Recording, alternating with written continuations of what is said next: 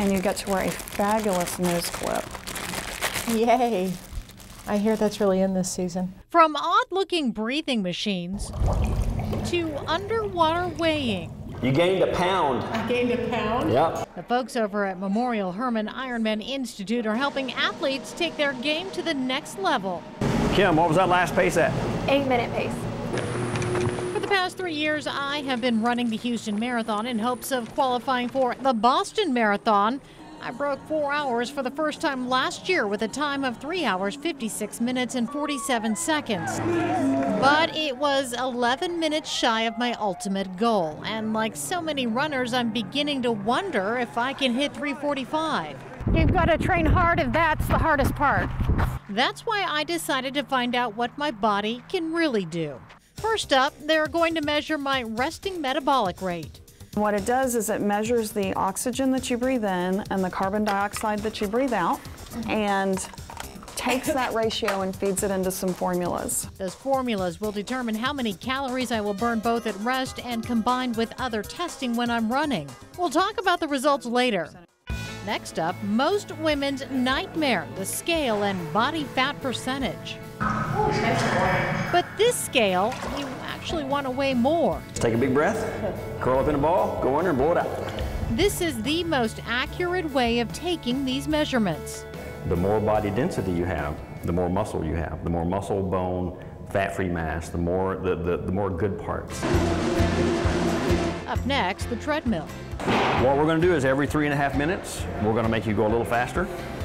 Before we do that, I'm going to do a finger stick and get a blood sample. Okay. And then we'll go on to the next workload. Here, they are going to get an accurate measurement of my lactate threshold and how many calories I will burn per hour. This turns out to be a pretty good workout. They're also going to take a 3D look at my gait or running motion to make sure there are no flaws in the way I run. This is your gait analysis. So what I did is I took video of you from the front and back and both sides.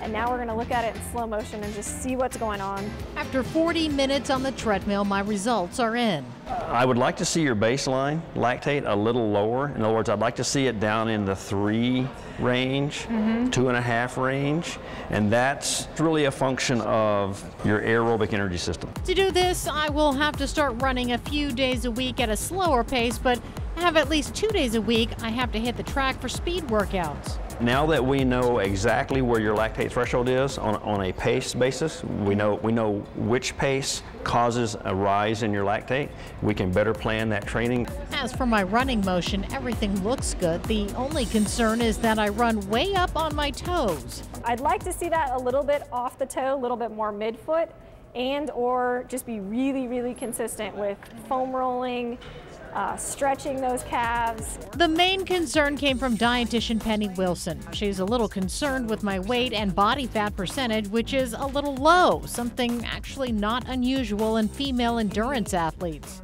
Gaining a little bit of weight wouldn't necessarily be a bad thing for you. It would probably be a good thing. Her suggestion, shorter workout days, I should be taking in around 2,400 calories. Your longer run days, you'd need about 3,500 calories a day.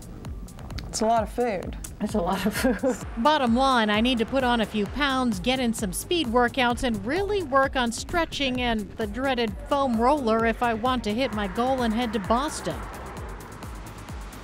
If you auger the holes, you're not... Randy Lemon knew it was time for a change. Overweight and often tired, the popular gardening girl remembers the moment it clicked. My catalyst was Facebook. Our marketing guys posted pictures of me at an appearance. The day after, I saw the pictures posted on the internet, and I went, I got to do something about this. And a week later, I was in the Men Only Weight Loss office. Men Only Weight Loss is a program that focuses specifically on what men should and should not be eating. Foods that program founder Wendy Myers says are feminizing our men. They're getting the equivalent of several female birth control pills on a weekly or monthly basis, and men aren't supposed to have that happen. The biggest culprits, according to Myers, processed foods filled with preservatives, dyes, or soy, which she says mimics estrogen, a female hormone in the body. Also on the bad food list, starchy carbs like bread and desserts, and get this, beer. Red wine's encouraged, and the clear alcohols like clear tequila, vodkas, that kind of stuff, if you're not mixing them with a lot of sugary drinks. Myers says too much of these feminizing foods and you'll get Frequent trips to the bathroom, breast tissue, we see it an awful lot. More and more men are dealing with very large breasts that they're very embarrassed about. And if that's not bad enough, Sex drive is a big one. Libido really takes a nosedive. the good news is, Myers says if you follow the plan, it can be corrected. And because of the way this eating program works, it does naturally raise the male testosterone level. And guys like me who are 50 years old and older, that's important in our later years. Surprisingly, the plan requires little exercise, no calorie counting or portion control. But are the program's claims of feminizing foods based on fact? So many different products. We asked registered dietitian Penny Wilson to weigh in. I don't necessarily agree with is that the current standard American diet, as they call it, is emasculating men, and some of the claims and the hormone changes. I don't necessarily think that there's research there to back that up. Still, Wilson says the diet does seem sound, and anything based on making better food choices is the right step. Anytime we start eating really great choices of protein, of our meats, really great vegetables, and then adding fruits in as well, that's a really good diet to have. Lemon tells us he has lost more than 40 pounds on the men-only weight loss program. A welcome change, appreciated most of all by his wife Yvonne. He is excited about going shopping for clothes and getting some new jeans and cool shirts, and not just so much for the looks of it, but I'm excited for internally, for the health of it. Some folks go to the rodeo looking for meat, or tacos, or fried turkey legs. Pretty good, very good. Good, yes. Healthy, not so much. So we took Memorial Hermann dietitian Penny Wilson with us and went looking for some healthier rodeo food. And guess what? We found some. This is probably going to be the best thing if you're going for a healthy selection. And you can see the red in there, which is going to be the crawfish pieces that comes with the roll. And there's some rice on the bottom there and a little bit of vegetables. Vegetables and etouffee instead of fried turkey legs. Is it healthier?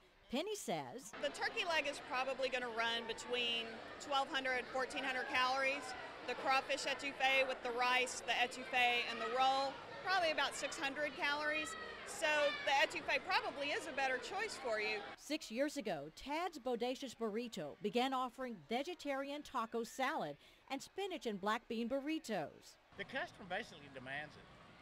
The customer will come up and go, what do you have that's healthy? What's in a healthy burrito? Spinach-infused tortilla, heated, rolled up. Fresh spinach on the inside. How do these healthy alternatives sell here? Wonderfully. The spinach burrito is probably in our top 5 in sales. And they're sharing a shrimp taco, which Penny says is a good choice. Did they plan to make a healthy choice? You bet I did. I've had a lot of chips in my day.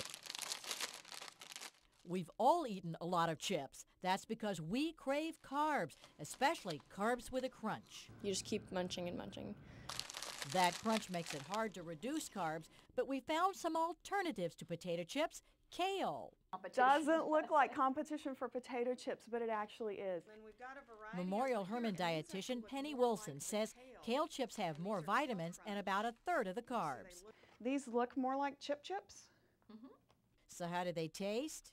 I gotta say I'm not really a fan of these. We tried these kale chips that look like, well, kale. They have a really nice crunch that I personally find very satisfying.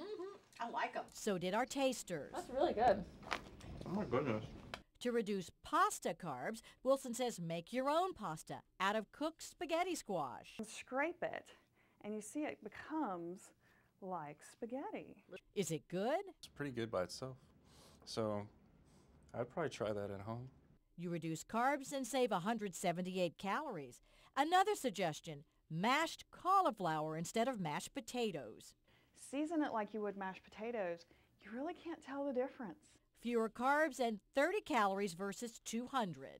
And the results from our volunteers, they found 2 out of 4 of these chip alternatives were as tasty as potato chips. So there may be hope for those of us who have that craving for carbs. Christy Myers, 13, Health Check. Rodeo food makes you happy. Woohoo! Especially if you like fried food. We found chicken fried bacon. It is really good. That's why it's great for you, and you don't eat a whole lot of it. The French fry loaf, mega-sized chicken tenders, fried stuff on a stick, and of course, the fried turkey leg. If you're coming to eat healthy, don't come to the Houston Livestock Show and Rodeo. I took Memorial Hermann dietitian Penny Wilson with me to test the famous fried desserts. These are Oreo cookies? This is a fried Twinkie, and she's dipping a Snicker bar in batter, and yes, it will be fried too. Which is which? This is the Twinkie, and this is the Snickers, and that's the Oreo. Oh, it's hard to tell. I want to see you eat it. Once challenged, we had to try them. First, the fried Oreo. We get a little bit of chocolate and cream, but it's mostly batter. It's 250 calories per Oreo. The fried Twinkie, 450 calories. It's okay, but I'm not sure this is where I'd spend my calories. The winner in the taste test was the fried Snicker bar. That's actually not bad. But it's 500 calories. Okay, walking around burns calories. Penny used a free phone app to measure our steps. It's usually about 100 calories per mile for walking or running. Did we burn enough calories to offset a fried Oreo? No. We worked off maybe a fifth. It's called Qnexa, and it might soon be the first new prescription diet pill on the market in 13 years. It already helped 20-year-old Fraser Harzel lose 165 pounds in just 1 year. I went from 390 pounds to 225 pounds. It definitely changed my life.